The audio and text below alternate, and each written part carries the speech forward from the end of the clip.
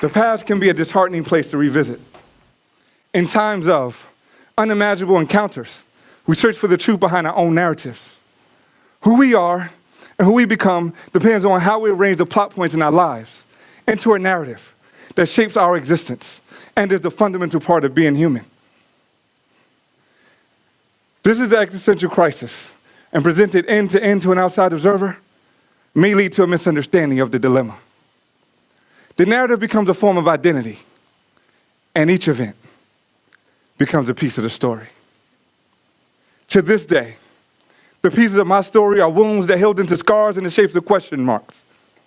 To this day, I don't understand the plight that I was forced to endure, and even on the brightest of days on the outside. On the inside, it felt like the dimmest of lights. And if you'd have met me as a child, you'd have known what poverty looks like in the eyes of hope. And to cope, I had to stretch my imagination past the circumference of my surroundings. Day after day with unrest, I had to shield my youthful innocence from the vicious cycle that plagued the community I called home. This was a community that was a vicious entanglement of concentrated destitution, addiction, crime, youthful disconnect, and the culture of violence. The pounds of these burdens put a weight on my back at an age where I needed books in my hands, help finding my voice, and a clear understanding of my place in this world. Unnecessary events led to unfortunate discoveries. As a child, I played hopscotch in playgrounds littered with a collage of crack vials, broken glass, and shell casings.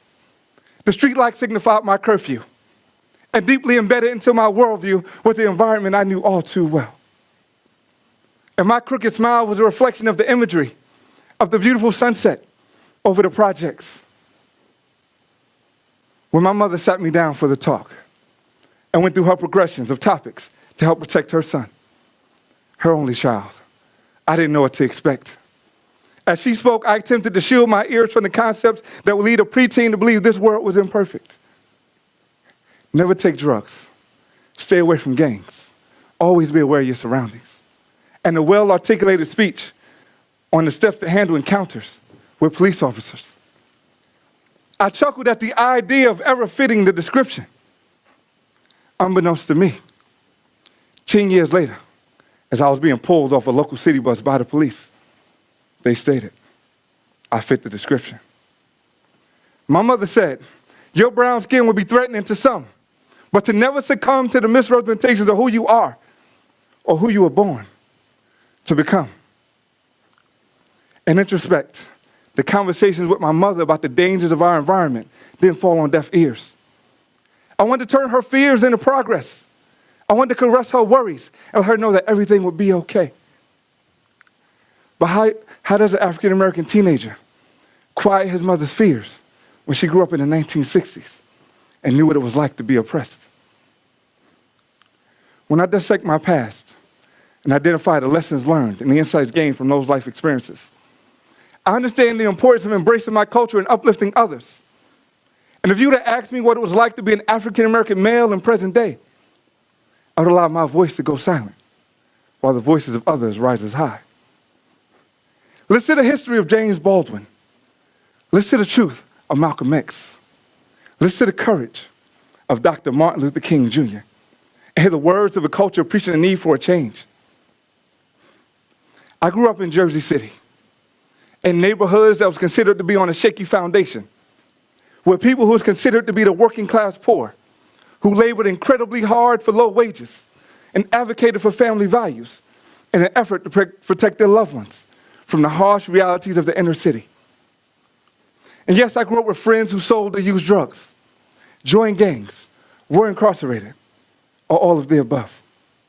But these were the same friends who dreamed of one day breaking the cycle by going to college and earning a degree, obtaining a career that would offer financial stability for the betterment of themselves and their families. These are the same friends who desperately wanted to leave the environment they called home, but fell victim to the trap of the street or thug culture. They became a reflection of the unwavering cycle that plagued their ability to progress. Their mainstream values overtook their family values. Their values became predicated on individualism, materialism, and hypermasculinity. Unfortunately, My story to overcoming the struggle isn't one that is isolated, uncommon, or unusual for a young African-American male growing up in the inner city. Statistically, black men have a higher probability of walking the corridors of a prison than the halls of a university. That means I wasn't ever supposed to make it from the projects to the stage. When I graduated in December of 2016, it was one of the proudest moments of my life. However, only 33% of black men ever graduate college. That means the probability that I would ever graduate was isolated, uncommon, and unusual. Black male achievement has become intractable across the country. Often we face what seems like insurmountable odds in the form of a combination of poverty, illiteracy, discrimination, and prejudices. The achievement gaps that exist today between the different communities is a detriment to society where the commitment should be focused on creating equal educational opportunities to foster the uplifting of the nation's economy, prosperity, and competitiveness. Too many black men have deferred dreams, consistent doubts, and contradictions that leave them with significant questions of cultural identity, yearning for their placement in society. Too many black men are present, but not visible, or visible, but yet not present. They're in a dire need of guidance to help them not only understand their place in this world, but also how they can contribute to the future progress. There are questions that need to be answered. How do we position young black men so that their obstacles are looked upon as challenges that can be overcome? How do we empower, motivate, and encourage them to continue to aspire to accomplish their dreams, despite the turmoil they may or may not be facing? And how do we create a pathway built on the foundation of higher education that redefines statistics and initiates change? None of these questions are simplistic or easy to answer. But at the University of Central Oklahoma, we believe we have started to create the ripples that will one day lead to the formation of waves to help us find the answers that we seek. Stevie Johnson, the Assistant Director for Inclusion and Retention for UCO, developed the Black Male Initiatives and Fellows Program, where he is pushing the culture forward by providing additional layers of academic and social support to black men from populations that are underrepresented in higher education. This vision has evolved into engaged dialogues cultivated by exposing young black men to different ways of thinking to promote positive educational and professional outcomes. We need to help build important connections, provide a sense of purpose, and an effort in establishing meaningful employment and careers that are defined by longevity. The Black Male Initiatives and Fellows Program was developed to increase retention, extend diverse enrollment, improve graduation rates for black men. We need to reconfigure their norms, values, and habits by injecting hope and new possibilities. We are preparing them for their future by creating a model represented by the fostering of a learning community. This is a community that is committed to education and assisting with changing perceptions through academic enhancement and by the facilitation of developmental mentoring. BMI is built on the foundation of peer-to-peer mentorship. The initiatives represent the mentees who are first-year, full-time black male students, and their mentors are the fellows who are upperclassmen. In the birthday of this program, in 2014, we welcomed 20 initiatives and 5 fellows. In 2016, we more than tripled in size, welcoming 60 initiatives and 20 fellows. Statistically, black men, first-year full-time students, have a retention rate of 48% with a GPA of 1.7, compared to BMI, which has a retention rate of 68% with a GPA of 2.4.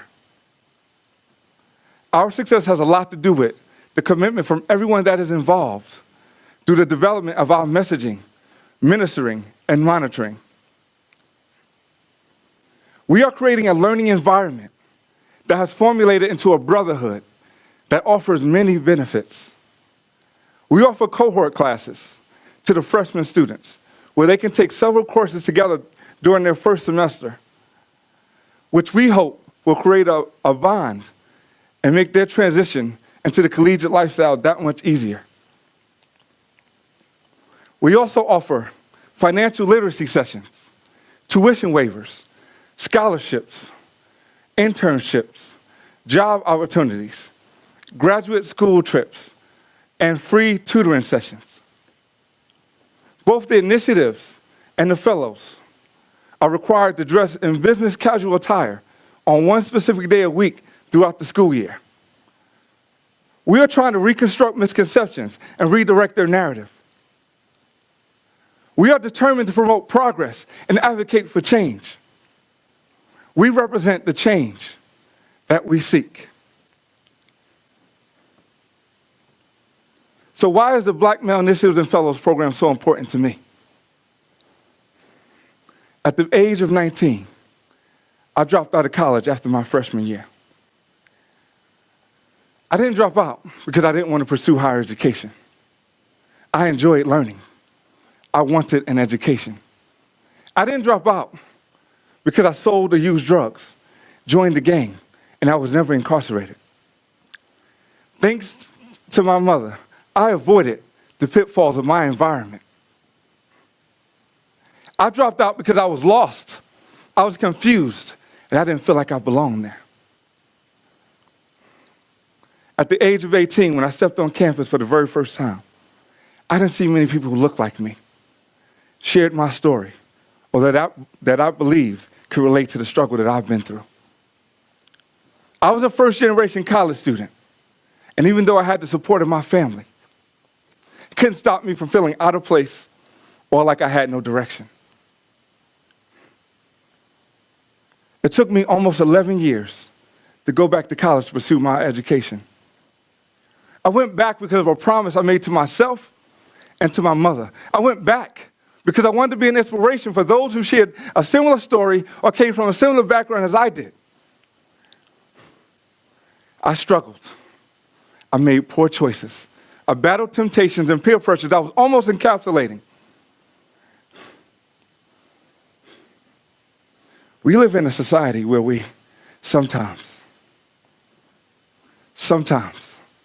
we judge people not on who they are on the inside or who they have the ability to become, but where they're from, the mistakes they've made, or what they had to endure, when we should be lifting them up, embracing them, and allowing them to spread their wings. I was fortunate. Many young black men aren't as fortunate as I was. Many young black men are enrolling into universities to escape the oceans of their dilemmas, but most of them are leaving, never learning how to swim. When I first heard about the BMI program, I immediately thought back to the 19-year-old version of myself. And I know if this program was around during that time in my life, I would have never dropped out of college when I was in a desperate need of an education in order to deal with my entry into the real world. BMI is the program I needed 16 years ago that these young black men have today. When I look into the eyes of the initiatives and the fellows, I see my narrative. I see my plight. I see my hope. I see my dreams. I see each of these young men trying to overcome the same pitfalls that I faced. I see a reflection of myself, and I don't want them to have to struggle for as much or for as long as I did. The BMI program is special, and it's changing the lives of many young black men. And I'm thankful, very thankful, that Stevie Johnson gave me the opportunity to be a part of it. There's a quote by former First Lady Michelle Obama that states, "The power of hope is the belief that things will get better if you are willing to fight for it." We are willing to fight for it. You cannot change the world by trying to change someone's mind, but rather by changing their perspective. We believe that each of these young black men deserve an opportunity because the awakening of a young man's mind is a tool that can significantly change the world. We believe we have the power to change their narrative, but it will take the work of many, not the work of few. Thank you.